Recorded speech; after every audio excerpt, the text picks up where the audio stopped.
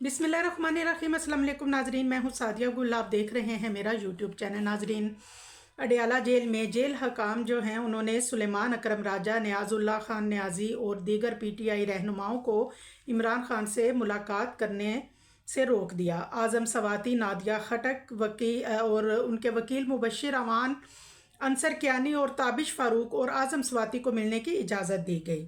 मुलाकात की इजाज़त जब नहीं मिली तो सुलेमान अकरम राजा इस बात पे बहुत खफा हुए। उन्होंने जेल में काफ़ी तकरार की जेल के अमले के साथ, और जेल के अमले ने फिर कहा कि जी हमारी लिस्ट में सिर्फ आज़म सवाती का नाम है और सिर्फ उन्हीं को मिलने दिया जाएगा, यानी कि ताबिश फ़ारूक और अंसर कियानी और नादिया खट्टक को भी रोक दिया गया।